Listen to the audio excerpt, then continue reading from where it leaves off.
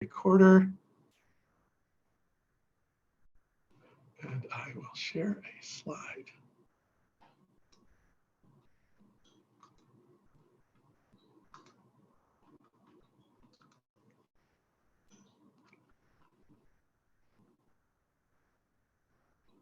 Okay, everybody, welcome to this event. This is a side event as part of the Summit for Democracy, a meeting that's going on this week in here in Washington, in South Korea, in Zambia, in Costa Rica, and in the Netherlands. So it's happening as a global hybrid event. And then I think there are dozens of side events like this one. This one has been organized by the Movement for Community-Led Development, which is really delighted to welcome Ruchi Yadav from the Hunger Project India and Zippy Wambua from Makueni County, Kenya as our speakers.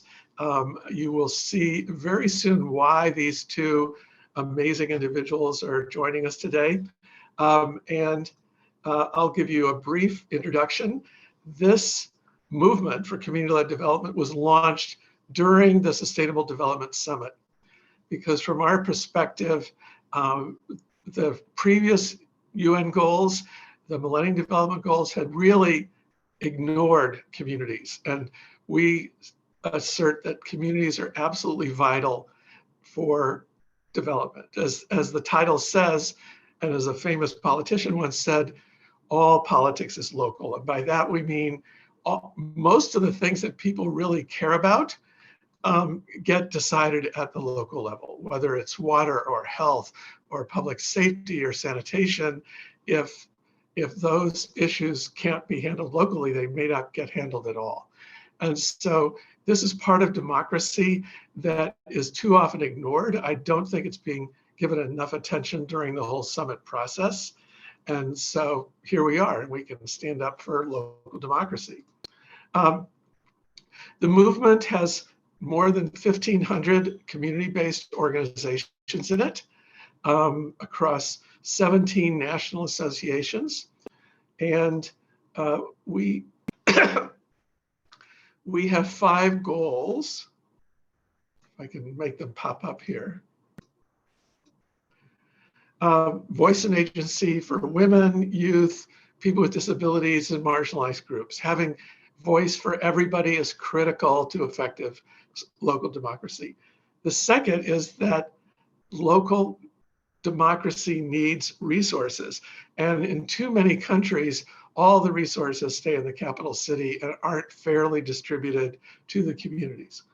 The third is good local governments, by which we mean engagement of citizens and civil society, transparency, effectiveness, and integrity, quality public services, and resilience. If people can achieve those 5 goals, they really can, in the words of Mahatma Gandhi, be restored to control over their own lives and destiny. So I want to also mention 3 words that we'll be using a lot. Decentralization, which is pretty evident. Many governments have some policy around decentralizing decision-making and services and responsibilities down through multiple tiers of government. Devolution, which is very important, and that means shifting the money. You can't really shift the power unless you shift the money. And too many countries have not shifted a fair share of public resources to the communities. And third word is subsidiarity. And subsidiarity is a principle that says if decisions can be made close to the people, they should be. So the siting of a school or a health clinic can be decided by a village. It should be decided by the village. The siting of a high school, the hours of that high school, that may need the county or the block or a bigger tier that includes more than one village. Highways and may need to be handled by the state or the province or the region, and foreign affairs may need to be handled by the national government. but you should always move decisions as close to the people as is practicable, because that's the only way to be consistent with human dignity. So with those 3 words, I'm going to stop sharing, and I'm going to turn to Ruchi. And Ruchi, can you tell us all a little bit about the 73rd Amendment in India, and just give us a snapshot of how decentralization and devolution looks in India? Hello, everybody. Thank you, John, for having me for this conversation. Yes, I think it's next month, April 2023, will be 30 years of the 73rd Constitutional Amendment, which came into being in 1993. And it was revolutionary in the sense that it gave, it was decentralization a priority and devolution a priority. 29 subjects were devolved to the states. And one of the 2 sort of remarkable highlights of that amendment was that there was reservation, affirmative action for women. And amongst women, they were not treated as a homogeneous category. There were also reservation and affirmative action for Dalits and for scheduled tribes, that is indigenous tribes. So really people on the margins, they were brought to the decision-making table by this sort of amendment. And today, as a result, we have 1.3 million women in decision-making, in panchayats, in local democracy. And at the time, it was 1/3 of reservation for women in every village council in India, which is over 200,000 village councils. We call them Gram Panchayats. And the 3-tier, actually, district, block, and Gram Panchayats. And today, there are almost 17 states in India out of 29, which have increased it to 50%. So as a result, there are over 1.3 million women in decision-making powers on the table, actually, in Gram Panchayats. Now, imagine that. Imagine, just to give you an idea, imagine if 50% of the world's corporate boards had 50% women on them. You know, so it just gives you a sense, or national governments had that. We have a long way to still go for the national governments, but right now, at least there's one site of engagement, which is closest to the people, which is closest to citizens. There you have women on a decision-making table. So I think to briefly say that it was revolutionary, the amendment, when it was brought in, and it has really, over the last 30 years, there have been many lessons learned. It has really pushed the discussions and the public policy and decision-making, allocation of resources, made it more, it has actually pushed it to have a gender lens. And also, what is local democracy really about? Democracy, what is it about? It is about participation. It is about engagement. It is about influencing decisions. And that is what the amendment has done. So I think I'll stop there. And yes, this next month, we are celebrating 30 years of that. Wow. So, and I think it's also to understand that some things do not happen automatically. Sometimes principles of social justice and equity and gender justice have to be brought in by an act of parliament, because we hope that things will change, but sometimes they do not change the way we want them to change. So therefore, there has to be an intervention. And I think that's what's important. Great, thank you, Ruchi. And Zippy, you saw a similar and more recent constitutional change. Tell us about the 2010 Constitution and what it has meant for Kenya. And you're muted, Zippy. Oh. Yes, thank you very much. The Constitution of Kenya 2010 brought forth the most promise, the greatest promise for the people of Kenya, and that is the promise of devolution. And I am really delighted by what I am hearing from India, because Kenya's model, and especially Makueni County, has borrowed a lot from the Indian model.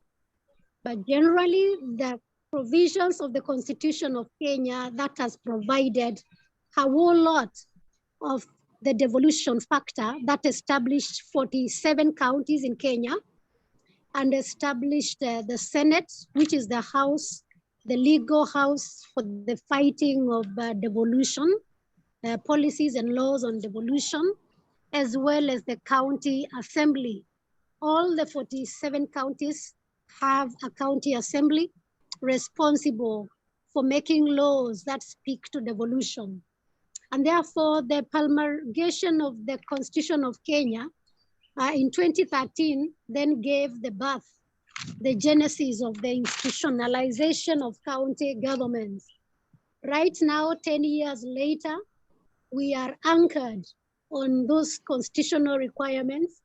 Article 1 that talks about sovereignty of power belonging to the people, meaning the shift of power from the central government to the people through the decentralized governments, that is the county governments. Later on, under the Public Finance Management Act and the County Government Act 2013, therefore demonstrated the shift of finances and functions to the county government, establishing 14 functions for every county government that run from agriculture, water, health services, child development, social welfare, and among many others that constitute the 14 functions of the county government. So what we are seeing in the county governments today is a demonstration of the power of the people through devolution, where proximity of public service is key. And the second is the decision-making processes being for the people and by the people. And therefore, as I speak from a subnational called Makueni County, which is a hallmark of a devolved unit from the national government, where decisions are being made, not just at the headquarters, but also at the villages to impact the decisions made in the headquarters.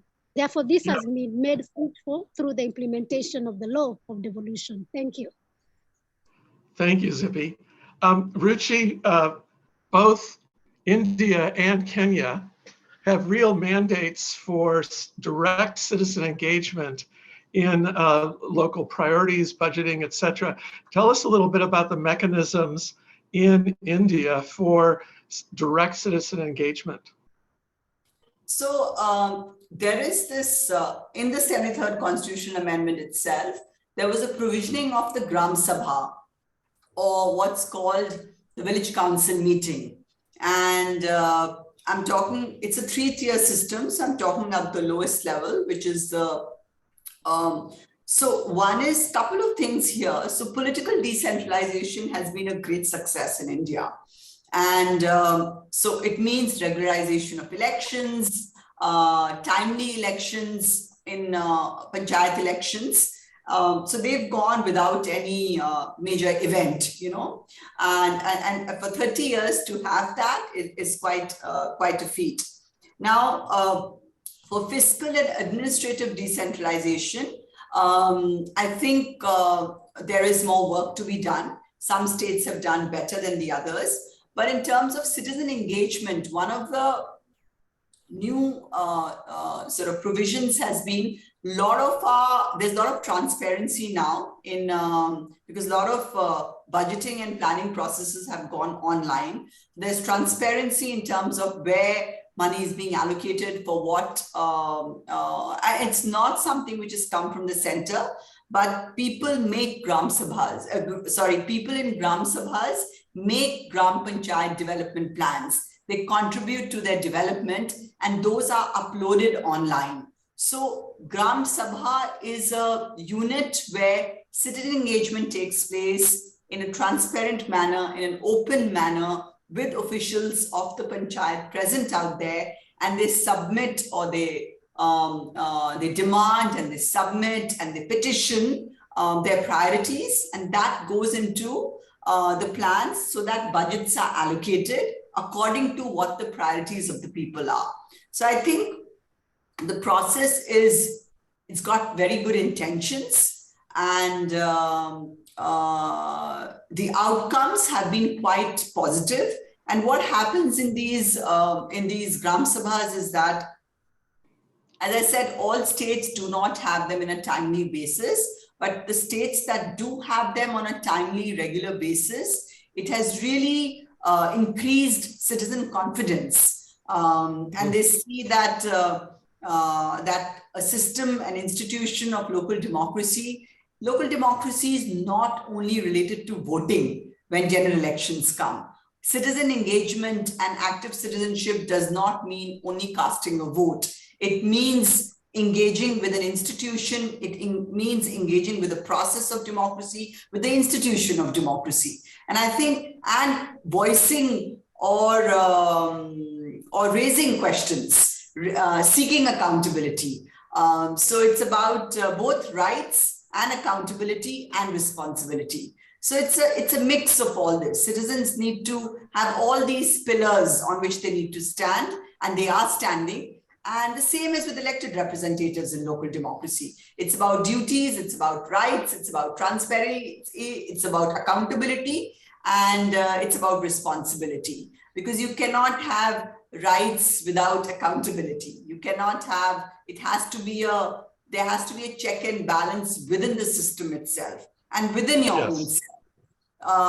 So I think that institution of village participation of citizens has been, as I said, every state is in it's in different sort of continuum, but it is something that we aspire to be more engaged with in the future. And it also brings in some states in India, they've also had women's village meetings exclusive. And in a few states, they have children's village council meetings. So that, different voices are engaged in local democracy in a way to articulate their concerns and their priorities. Yes. So I think that's what democracy is not an abstract notion in India. It is a functional and a vibrant, and yes, the argumentative Indian is very much alive. So that's what I want to say. Yeah. For those of you who haven't read the famous book by Amartya Sen, he makes a point that, quote, the argumentative Indian is one of the great strengths of India, in that no policy just floats along. People actually get seriously engaged with it. The point you were making about the difference across different states in terms of citizen engagement is mirrored also in the experience in the newer experience in Kenya. The 47 counties all have a constitutional mandate for direct citizen engagement. Some of them, like Makueni County, where Zippy is, do it really, really well, and hope to be a real model for all of Kenya. Others of them, not so much. So I think that brings me to a topic, is that both citizens and elected representatives have needed to develop, strengthen certain skills. They've needed to alter their own mindset of how they see themselves in this kind of democratic structure. So I'd love to hear from both of you the kinds of capacity strengthening, transformative exercises that you've been requested to do by the participants in the government, by the citizens. So Ruchi, could you tell us a little bit about your program, basically? Yes, so 20 years back, we took a very strategic decision that we actually seized the opportunity of the 73rd Constitution Amendment. It was there. and there was affirmative action. There were women who were supposed to be in decision-making roles by way of election, by way of a mandate.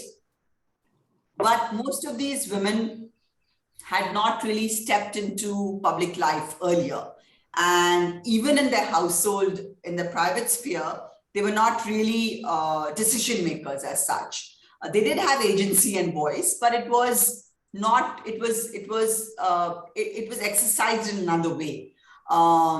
So what we did is that when we started out, and what we've evolved over a period of time, is that first of all, this whole mindset that women are not capable, that they are not, that they don't have the strength within, that they don't have confidence. And it's a belief that a lot of women carry with themselves, that public office or politics or public life is not for them.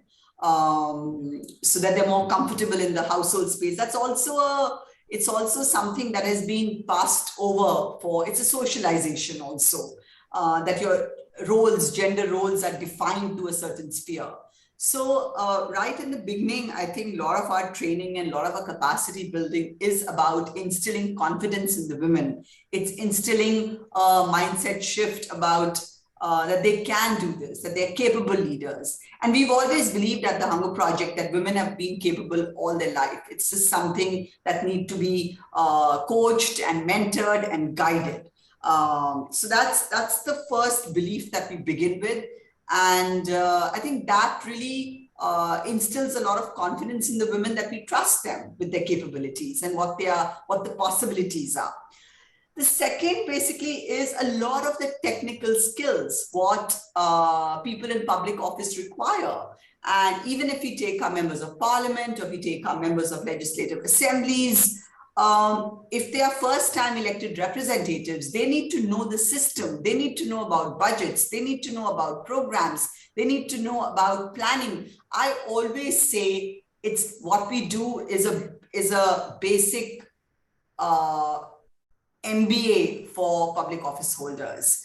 How do you plan? How do you prioritize? How do you allocate budgets? What is your vision for your community? What is your vision for your people who elected you? How do you be inclusive in your decision making? Do not only work for people who have voted you. Now that you are a public office holder, you have other larger responsibilities.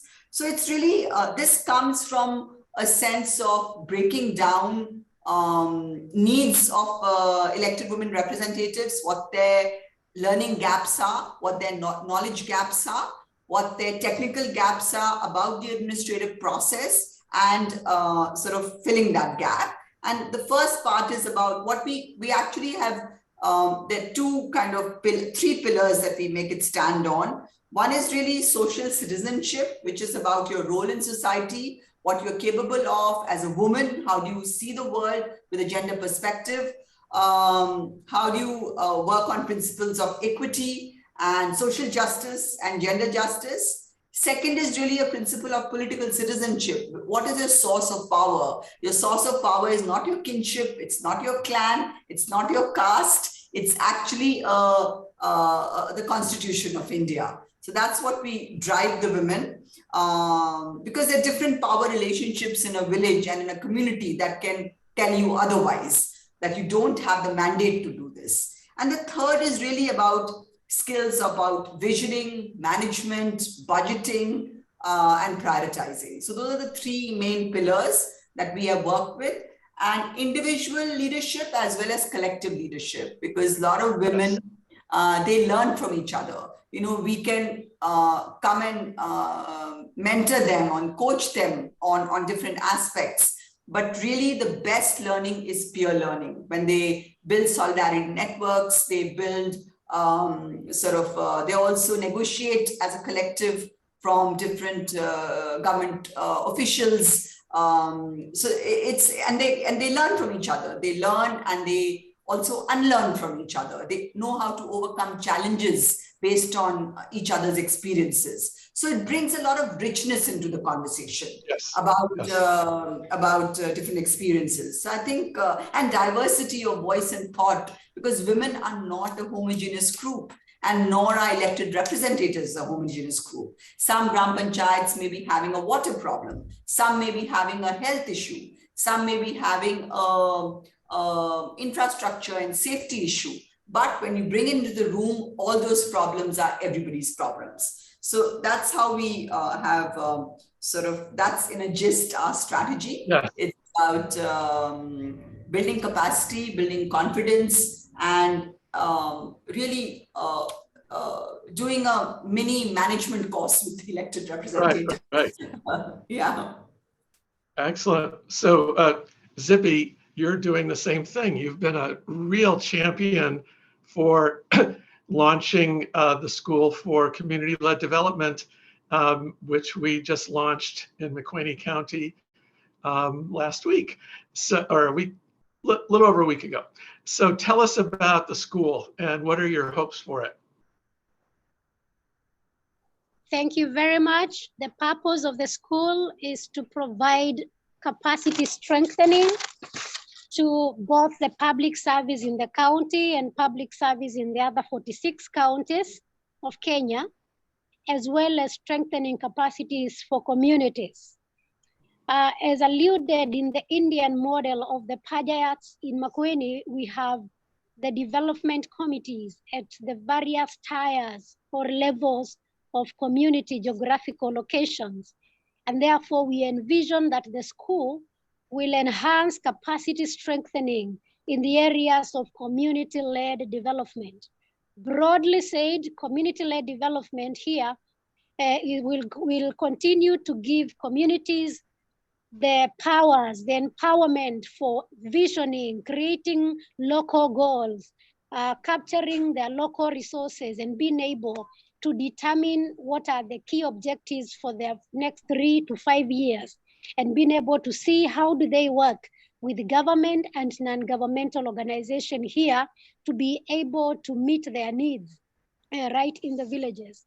The school as well is a model school to ensure researchers come to McQueeney County and are able to start research about the model, and they are able to learn within the communities. Therefore, the school will be a link between the government, other non-state actors, and the communities where the shift of power has gone to.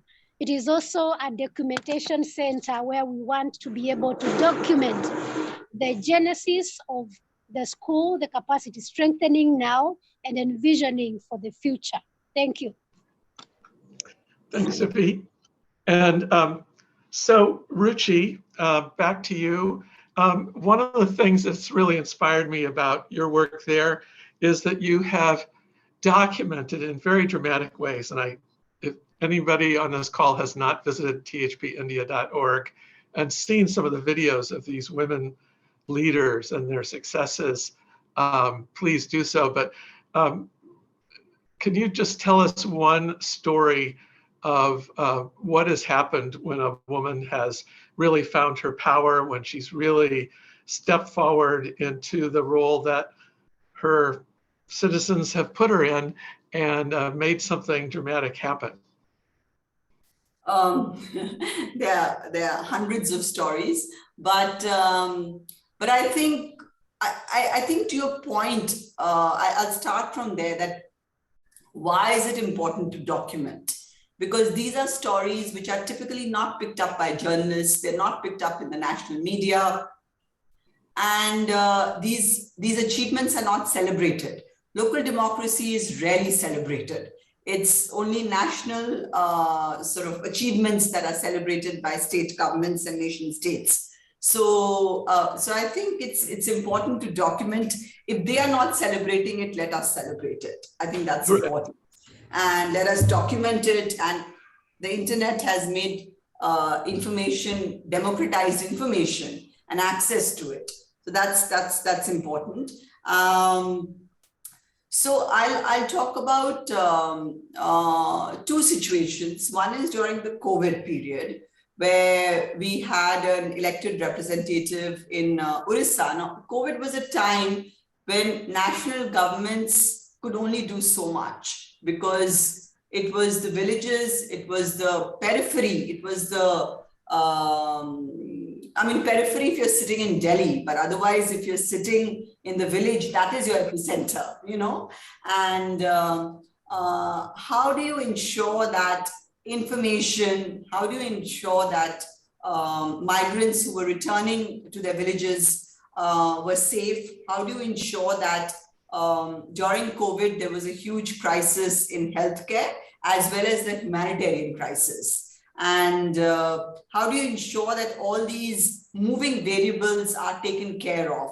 And I think there was an elected woman, Rangalata, in Orissa, who ensured that there were some schools, buildings were converted into COVID care centers. And she could take that decision. She ensured that there was no discrimination of a disease at those early times when it was considered to be, people were treated as social pariahs. So she welcomed them to their villages, and she ensured that everybody was treated with dignity, and food was provided for everybody, and health facilities were ensured, and all the myths related to COVID were sort of addressed. And she was really on the front line. You know, there was a lot of health workers on front line, but there were also women elected representatives, which we did not hear of in the world actually at all, about what were local leaders doing at this point. So I think that's one story. And the other story I would like to point out is, considering there's so much of a push for, not push, there's a lot of conversation about climate change now. And, but how do you translate, something as big as climate change, as important as climate change? What do regular people and citizens in villages are supposed to do? For them, conservation of their traditional forests, protection of their traditional forests is important. Protection of their rivers is important, right? So it's more immediate, the need for them. And one of our elected representatives, who's actually who was a former president of a village council and then became a president of the forest council, she has really championed the causes for activating the forest councils in Uttarakhand, which is the hill state in which we work, and championed that that forests are conserved, and that there's no logging, that there is a fine imposed. There is, so really protecting people's relationship with forests, because it's a very emotional attachment. It's not something that has come up in the last 5 years. It's been there through the 80s. I mean, they have a very ancient and deep-seated relationship with forests. So it's really championing that, keeping that legacy alive. How do young people, and she's in her 30s, so how do young people keep the legacy of their ancestors and of their local sort of cultural and economic sort of traditions alive? So I think that's something that, those are two examples that I'd like to give. And one very briefly I would like to say is how elected women are championing the cause of young girls, because it's a vulnerable group in villages where India does have high rates of child marriage. There are issues of dropout of girls. A recent UNICEF report has also pointed that out. So how do you really ensure that girls continue to go to school, that there are toilets in schools for girls, that there's safety for girls in their panchayats and for women? How do you allocate resources in the panchayat budget for that? So those are connections that we need to make, whether it's street lights, whether it's buses to take them to college, whether it's toilets in schools. So really looking at the whole space of rural development actually, and all the SDGs with a perspective and a lens of the vulnerable and the marginalized. And I think we call it an intergenerational dialogue also between elected representatives and young citizens. So I think those are those three examples that I would like to give out here. Very good examples, thank you. You know, I've been personally inspired by the role of how people learn from each other and their peers. You know, I was reading how Mahatma Gandhi himself, who really started his community organizing in South Africa after having seen communities run by some monks. And he extracted a lot of the principles from them and applied it in South Africa, then came to India. Then Zippy, could you tell us a little bit about how you happened to go to India and what you learned there that you've applied in Makwini?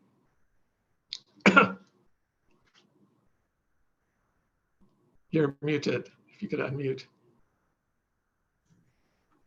Yes, thank you very much again. I was in India in the year 2018 in the National Institute of Rural Development and Panchayat Raj in Hyderabad.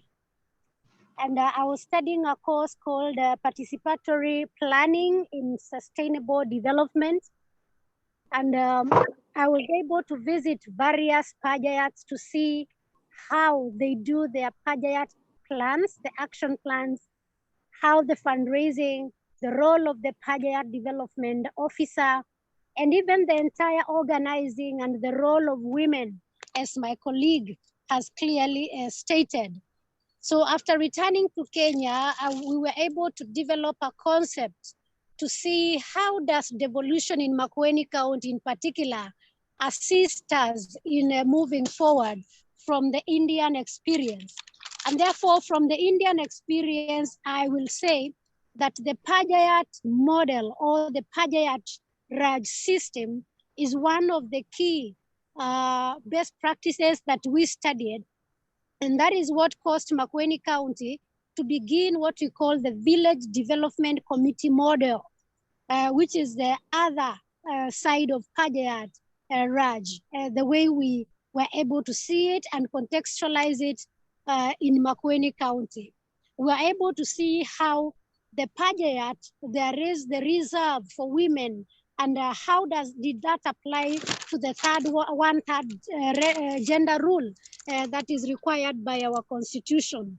The model of self-governance. When you visit communities, I visited Kerera, some of the communities, and just seen how the communities and the Panchayat is organized, and how even the institution itself, where when you go to the Panchayat where the meetings are happening, and there is a room that has a server with all electronic gadgets, and people are able to do conversations and do reports and update what we call community data collection, which is also another area of learning, the area of access to information. It was adorable to see every Panchayat. You can see the link between the water projects that are happening, the management, what is received as collections by the collector, and the communities are able to be shown through a projector. They are able to make decisions about the advancements of their programming. And the other is the livelihood guarantee programming. Oh my, they have a huge bill that talks about the livelihood guarantee, 100 days of livelihood guarantee. And this was amazing to us. And we have been able to practice some of these things in Makueni County. And of importance is the entire visioning of community-led development. Although this is not how they have looked at it contextually, and with the support of the movement for community-led development, we've been able to see how then can the context of Makueni County demonstrate what community-led development would be like in our own context. In our view, we are still borrowing the philosophy of Mahatma Gandhi when he talks about his ideal village. The village being its own republic, having its own independence from its neighbors, having though integrated, but being able to process, grow its own food, having its own playgrounds, independent in some way, but interdependent with the others. That is the same vision, and we have gotten a lot of support from our learning from the Indian model and now the current strengthening through the School for Community-Led Development. Thank you. Thank you, Zippy. It's now on your screens, there's a possibility for raising a hand and asking a question. If anybody would like to do that, please do raise your hand and I'll call on you and you can make a comment or question. To me, this issue of learning from each other is one of the main objectives of the Movement for Community-Led Development. We have a whole series called the Unlearning Labs, where local leaders lead workshops on strategic planning, on other subjects. And we want to find more and more ways to accelerate this shift in power through these kinds of visits. I know my colleagues in Bangladesh brought a number of local leaders to the state of Kerala in India exactly for that purpose. And it completely changed their lives. When they saw communities that really had successfully taken charge of their own lives, it created a new possibility for them and they became real champions for it. And this is an uphill battle. It takes somebody really committed to really demand a shift in power from the center to the communities. So is there anybody who has a question or a comment of our speakers or from their own experience? Please raise your hand. It's under reactions. You can raise your hand or unmute and speak up. Anyone?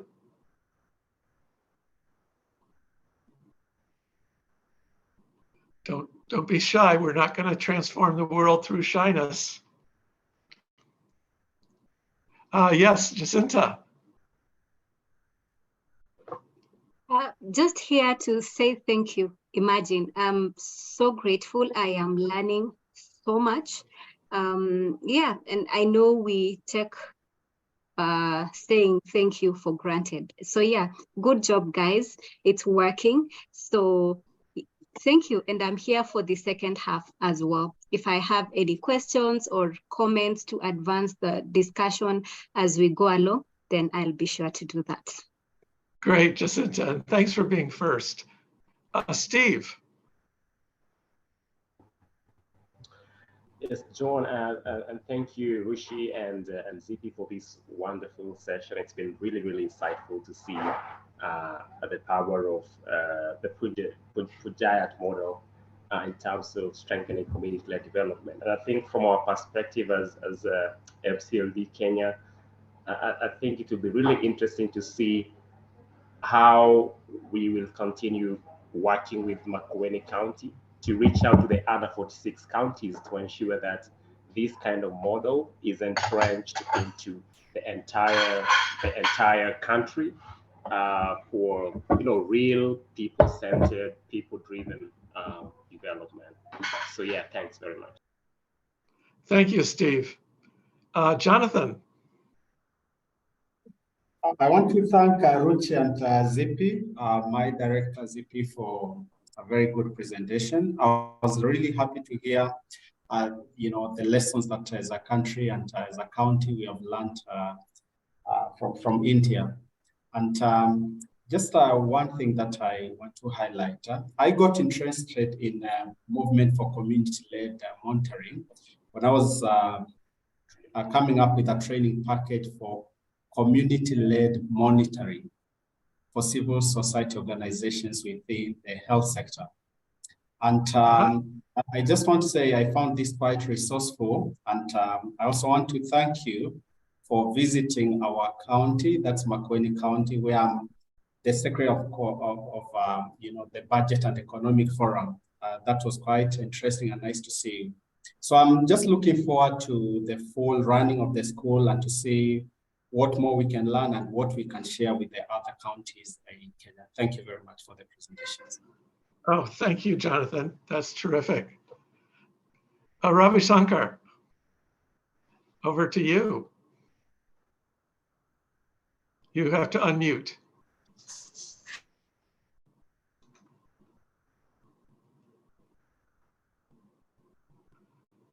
Are you? Can you unmute Ravi Shankar? Hello, hello. Yes, Hello. go ahead.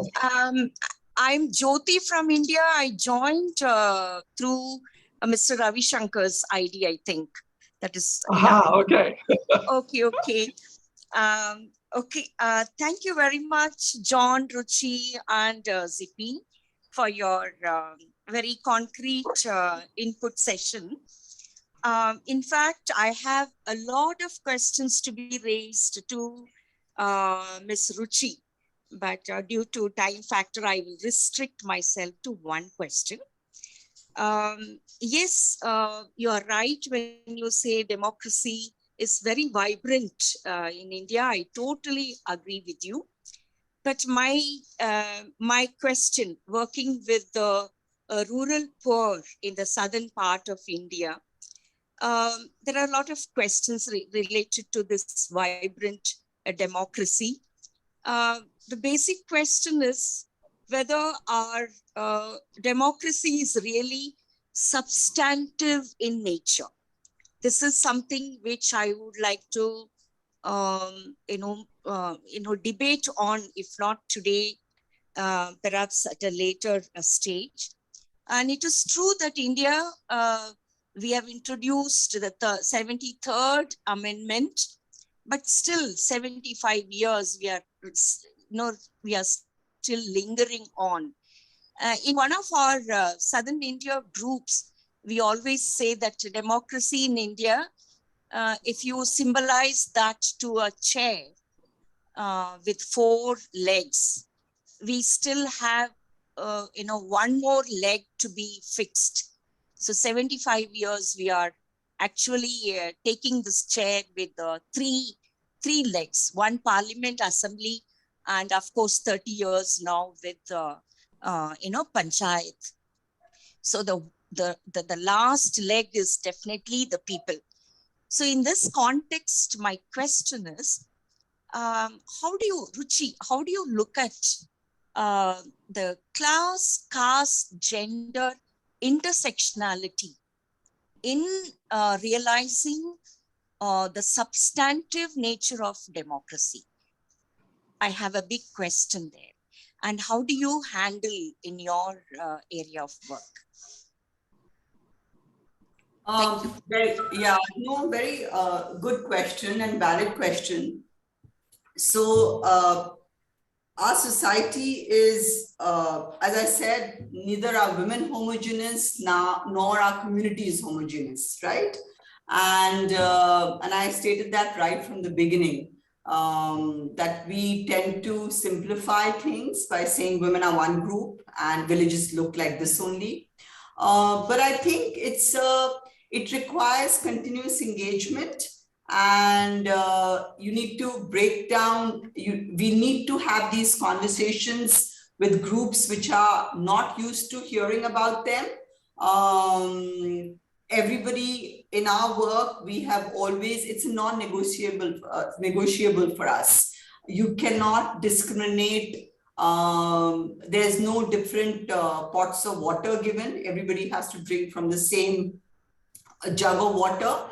And those are conversations that we initiate in our classrooms and in our workshops. And also we always work with the women on a fact that a panchayat is your office. It's your constitutional responsibility. It's a public office.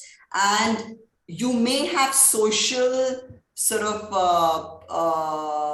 constraints by confining yourself to certain social norms and codes. But when you are in a position of elected, a constitutionally mandated position, there are some things that have to be sort of put out there and addressed openly. So for instance, we talk about discrimination of Dalit children in Anganwadi centers. So we talk about that and we said, how can you stop it? And women have stepped up and done that. And this is not only essentialism. It's not only a Dalit woman who's done it for Dalit children. It is non-Dalit elected representatives who have approached their office with an equity lens or with an equality lens. But all that requires a conversation that needs to be had with these people. Because a lot of the times what happens is that our socialization and our communities are so watertight that we ourselves have othered people. We ourselves have othered conversations. So unless we break those barriers and we sit together, and we talk about, I mean, if there is a crisis in the PDS system, it affects everybody.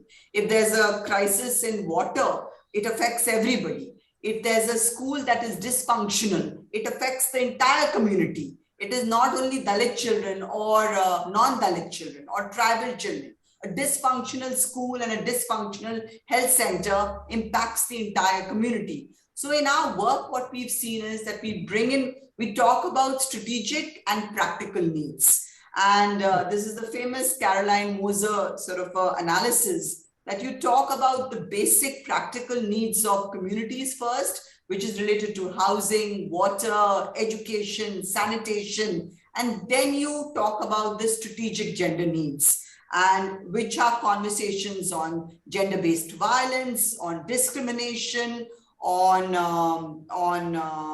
other kinds of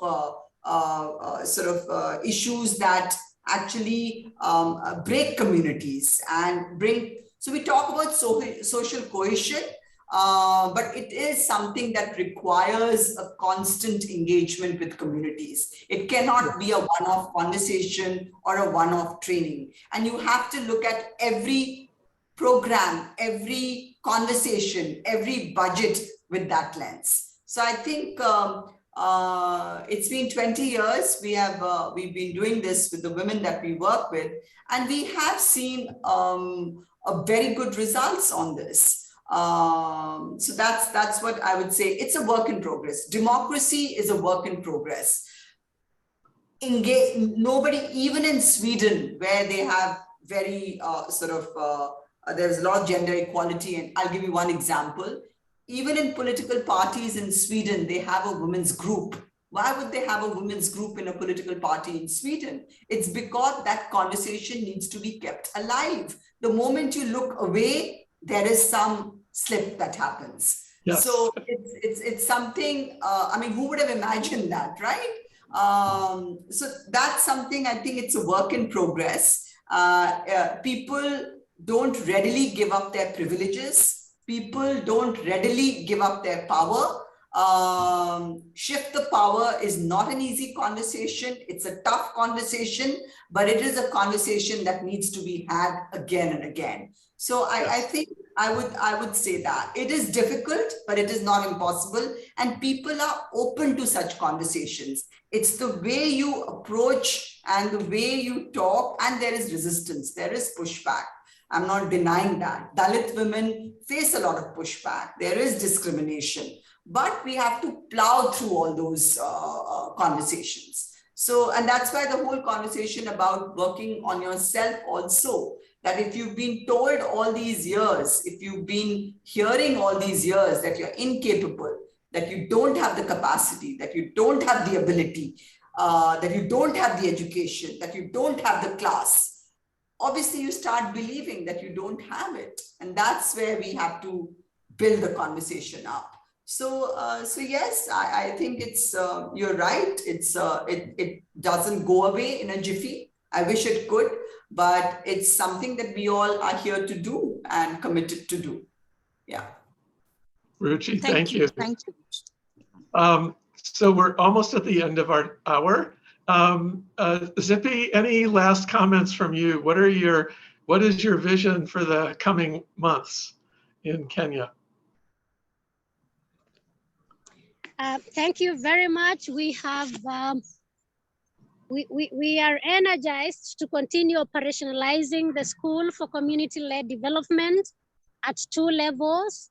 We have begun a TOT training pack that is training all the ward development officers across the wards of the county to be able to have the capacities and ability to understand, conceptualize, and see how they can capacity build the rest of the communities in community-led development. So we are running the curriculum officially on community-led development firsthand through the TOTs who are ward development officers. And number two, the ward development officers are having an assignment which is critical for us because you want to create a critical mass immediately in terms of multiplier effect of sensitization and bringing people to the mindset change programming so that we are able to have more people, 25 people, civil society, FBOs, CBOs, and every leader in the community being able to articulate and understand, including what is the role for the school. On the third tier is that we are developing village level champions in participatory budgeting, because the way to begin and the low hanging fruit is that as a subnational, there is money that comes to the county through on source revenue and through the national treasury. We need a mass that is championing within the community so that we know what is the responsibility for communities to give their taxes and give even the county government so that our projects are able to be funded. And number two, being able to assist the communities to prioritize their needs correctly, conceptualize their needs correctly, and more so community data monitoring, community data gathering, and community-based monitoring are some of the skills we are engaging through the community-led development. Far beyond that, we are opening up and we are thinking, studying from the Hunger Project in India, studying from the School of Mexico. We want to see how else do we improve the school so that it can be the best, again, in Africa and in the world at large. Thank you. Thank you, Zippy, and thank you, Ruchi, and thank you, everyone, for engaging in what I consider the most important issue in the world. It's this all politics is indeed local. It is not being focused on by most of the people in participating in the Summit for Democracy. I firmly believe, and I've seen lots of evidence, that when you strengthen participatory local democracy, it deepens people's commitment to democracy overall. And at a time when it's been called into question and attacked, this is something all of us can contribute to. So thank you all for joining. We're at the end of the hour. If you know anybody who missed it, the recording will show up in a few hours on the mcld.org website.